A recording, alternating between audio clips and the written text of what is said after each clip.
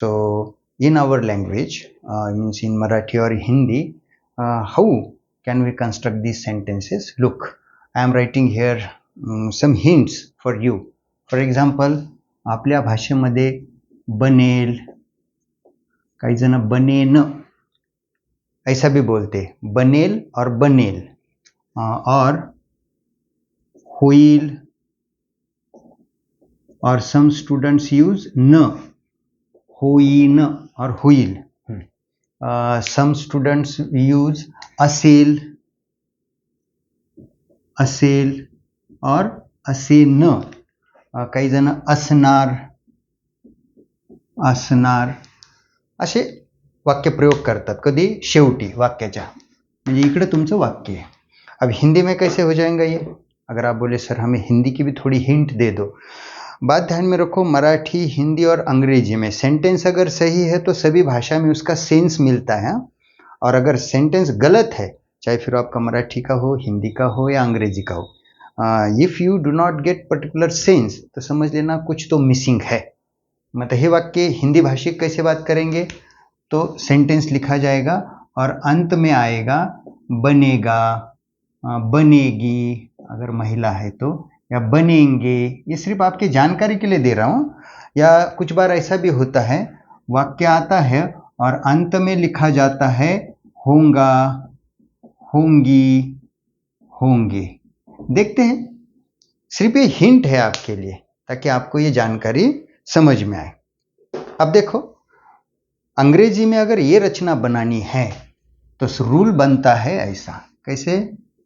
Subject आएगा, फिर will या शल, उसके बाद लेना है आपको B, then remaining part of sentence. Okay, yes, RPS. तो ये रचना आपको यहाँ पे यूज करनी है. देखो, मैं सेंटेंस बोलता हूं मराठी में या हिंदी में. तुम्ही लवकरच इंग्रजी भाषिक बनाल, म्हणजे इंग्रजी बोलणारे बनाल. आप जल्दी ही अंग्रेजी बोलने वाले होंगे. बरोबर है. देखो कैसे करते हैं सेंटेंस.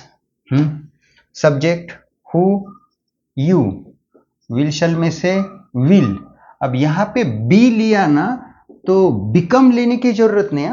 कुछ बच्चे बिकम भी लेते, बनने, बनना, होईल याच्यासाठी. Don't use become again my friends, because यहां पे B is sufficient, will be. चलो आगे. यू विल बी, क्या लिया था मैंने, इंग्लिश स्पीकर्स, एक से ज्यादा लिया इसलिए सुन, सुन ऐसा डाल दो. सुन आप यहां पे भी ले सकते हैं. You will be soon English speakers. Okay, और speakers of English, you will be speakers of English soon, ऐसा भी आप लिख सकते हो. Don't worry. 2 महीने बाद आप मेरे मित्र होंगे, या 2 महीने बाद आप मेरे मित्र बनेंगे. 2 महिन्यानंतर तुम्ही माझे मित्र असाल, बनाल. कैसे हो जाएगा बताओ. Yes, you, right, you will B, you will be my friends after 2 months, और after 2 months you will be my friends, right. 4 साल बाद राजू डॉक्टर बनेगा, किंवा 4 वर्षानंतर राजू डॉक्टर असेल, असणार, असेल, ते चालू, हरकत नाही. ते फक्त मी हिंट दिलेली. कैसे करेंगे आप. Raju will be doctor after 4 years, 5 years, जो भी समय आपको डालना, या after 4 years, 5 years Raju will be doctor. Okay. Next. ते माझे हितचिंतक असतील, बनतील, किंवा ते माझे हितचिंतक होतील असे बोलतो आपण. वो मेरे शुभ चिंतक होंगे. चलो ये बोर्ड पे लेते हैं. कैसे करेंगे. They, yes, will be my शुभचिंतक, हितचिंतक, वेल विशर्स और good wishers. Yes, you can use here good also. They will be my well wishers और they will be my good wishers. Wishers, okay. शुभ चिंतक, अच्छा चाहने वाले। मेरा आखिरी सेंटेंस, हम हमारे देश के अच्छे नागरिक बनेंगे। तो हम भारत के अच्छे नागरिक बनेंगे, राइट। आपण भारताचे चांगले नागरिक असू किंवा होऊ, असणार। अब वो देखते चलो। यस, कैसे करेंगे? देखो, subject who, we. For we, what should we use here? Shall.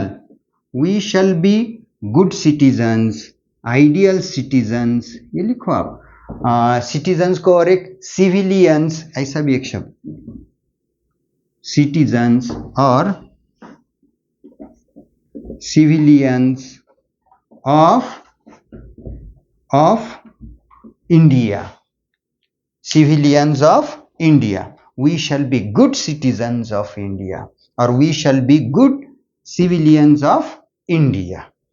तो यहां पे बी लेने के बाद आप बिकम वगैरह मत ले लो। And if you want to use become, that time don't use be, we shall become. तो बाकी का सेंटेंस ऐसे को वैसे, समझ में आए?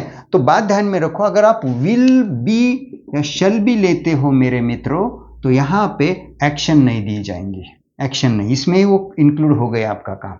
बाद में दूसरा एक्शन कुछ भी मत यहाँ पे डालो, समझ में आए?